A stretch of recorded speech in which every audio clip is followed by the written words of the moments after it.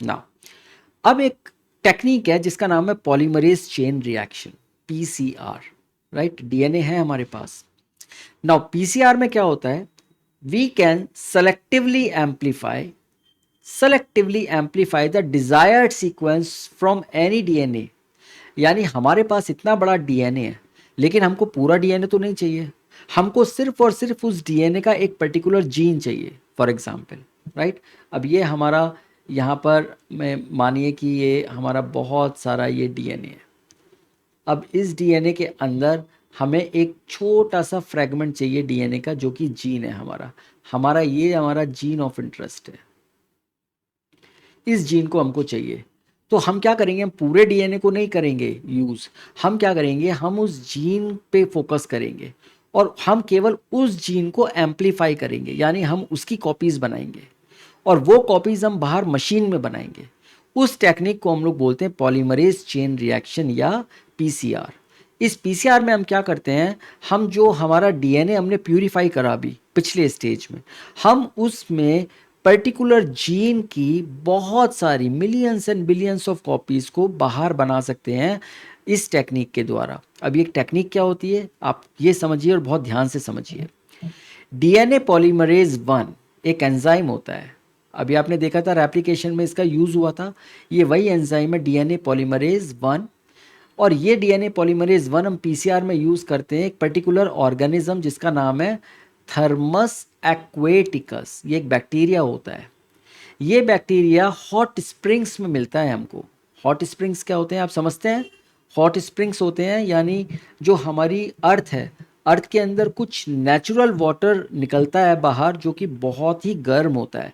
उसके नीचे अगर देखेंगे तो उसके नीचे लावा या मैग्मा, जिसकी वजह से वो बीनीथ जो होता है वो बहुत गर्म होके वो पानी एकदम से बाहर फाउंटेन की तरह निकलता है एंड वो बहुत ही ज़्यादा गर्म होता है। उसको हम बोलते हैं हॉट स्प्रिंग्स, जो नेचुरल हैं और अर्थ में बहुत जगह पर आपको मिल जाएंगे। उसके अंदर ये ऑर्गेनिज्म ग्रो करता है जिसका नाम है थर्मस एक्वेटिकस। इसकी एक क्वालिटी होती है कि ये इतने ज़्यादा टेम्परेचर पे भी सरवाइव कर जाता है और इसी के अंदर का एंजाइम होता है डीएनए पॉलीमरेज 1।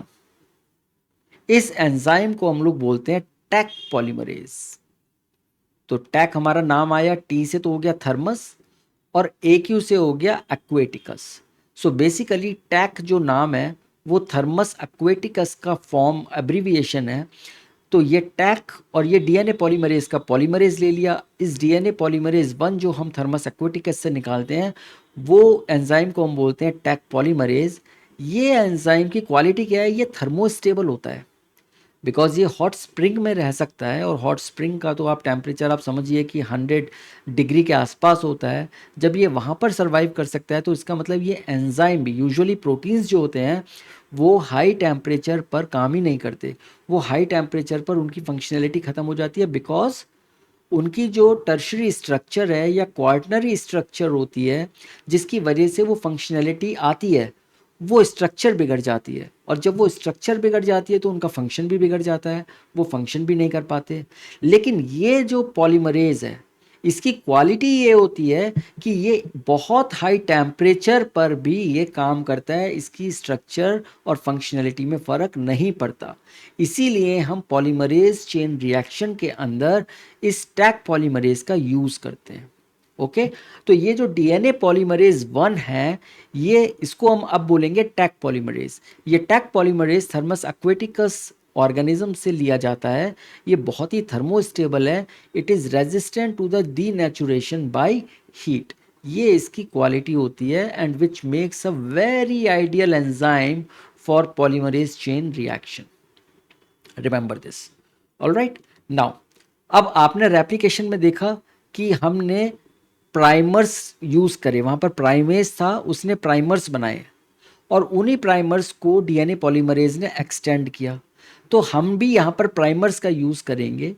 तो हमारा जो प्राइमर होगा वो हम यहाँ पर कोई प्राइमेज से नहीं बनवाएंगे, हम यहाँ पर प्राइमर को सिंथेसाइज करवाते हैं बाहर। बहुत सारी जो कंपनीज होती हैं हम उनको सीक्वेंसेस बता देते हैं कि हमको ये सीक्वेंस का प्राइमर चाहिए, और वो हमारे को 3 प्राइम और 5 प्राइम एंड के दोनों, यानी रिवर्स प्राइमर और फॉरवर्ड प्राइमर हम उनको बोलते हैं, वो प्राइमर्स को वो हमको सिंथेसाइज करके दे देते हैं, और उन प्राइमर्स का यूज़ हम इस मशीन में करेंगे, अपनी रिएक्शन में करेंगे। तो ये हमारे रेडीमेड होते हैं primers. So each primer includes a recognition sequence for restriction enzyme not with in the target DNA. अब ये रेस्ट्रिक्शन एंजाइम एक तरीके का एंजाइम होता है जो कि डीएनए को कट करता है, और हम बहुत अच्छा खासा डिस्कशन इस पर अभी करेंगे। ये प्राइमर के अंदर ये रिकॉग्निशन सीक्वेंस हम डलवाते हैं, राइट। अब क्या करेंगे हम, नेक्स्ट स्टेप हमारा है, ये हमने प्राइमर लिया, हमने डीएनए का ये जो पॉलीमरेज यानी टैक पॉलीमरेज लिया, और साथ ही साथ हमने ये न्यूक्लियोटाइड्स लिए। तो ये अगर आप देखो, ये हमारा टेम्पलेट स्ट्रैंड है।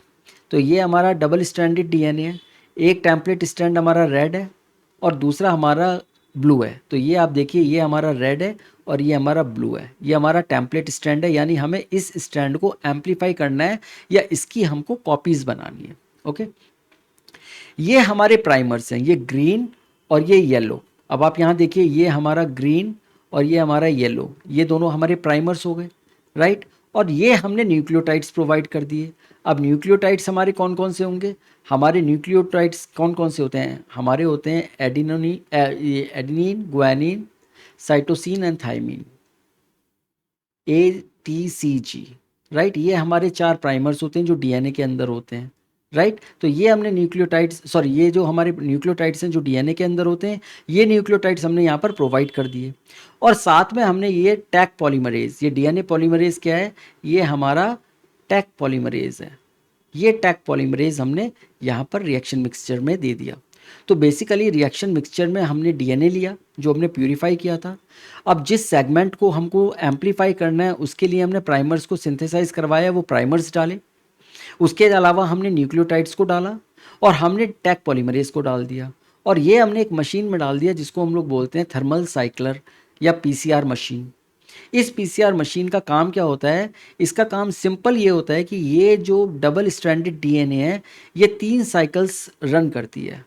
ओके, पहली साइकिल में वो, सॉरी, एक ये साइकिल्स तो बहुत सारी रन करती है, ये 3 स्टेप्स फॉलो करती है हर साइकिल में। पहला स्टेप होता है डीनेचुरेशन। डीनेचुरेशन में क्या होता है कि ये जो हमारे डबल स्ट्रैंडेड डीएनए है ये मेल्ट कर जाएगा। ओके, तो आप देखिए यहाँ पर ये दोनों डबल स्ट्रैंडेड सिंगल स्ट्रैंडेड बन गए।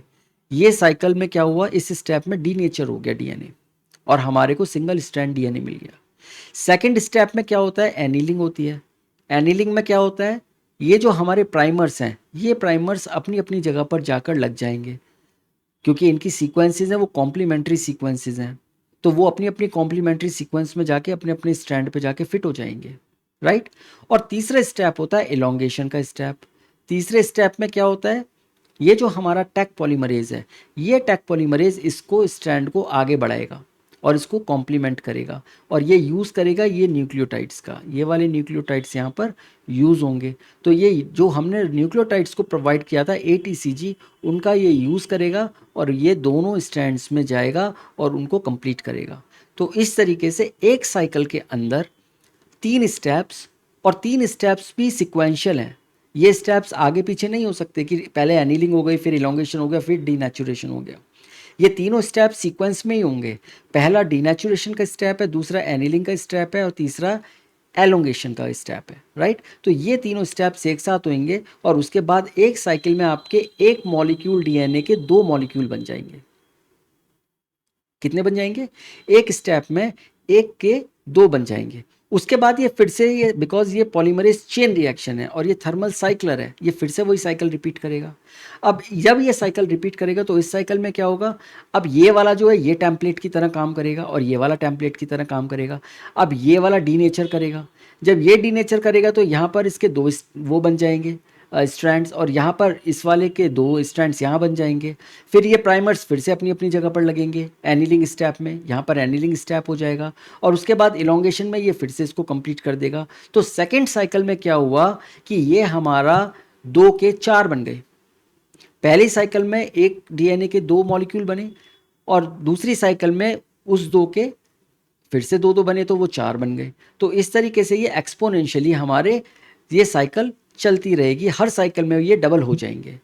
एक साइकिल में 2, सेकंड साइकिल में 4, थर्ड साइकिल में 8, फोर्थ साइकिल में 16।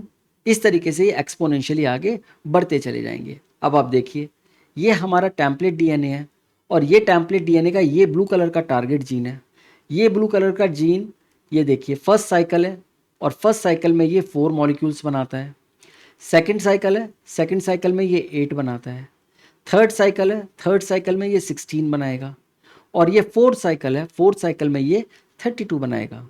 और इस तरीके से जब ये हम लगभग 28 से 32 साइकिल्स चलाते हैं, डिपेंडिंग ऑन कि हमको कितना चाहिए, लेकिन यूजुअली हम लोग 30 साइकिल्स का हम मान के चलते हैं कि हम 30 साइकिल्स का यूज़ करते हैं या 30 साइकिल्स को हम लोग रन करते हैं। और ये जब 30 साइकिल्स बनेंगी तो हमारे पास इसकी बिलियंस ऑफ कॉपीज़ बन जाती हैं यहाँ पर। Okay, we get billions of copies. अब आप ये खुद ही कैलकुलेट करके बताइए मेरे को कि कितनी कॉपीज़ हम बना सकते हैं 30 साइकिल्स के अंदर, राइट। और ये जो इंस्ट्रूमेंट हम लोग यूज़ करते हैं, जिसको हम पीसीआर मशीन बोलते हैं, इसको हम बोलते हैं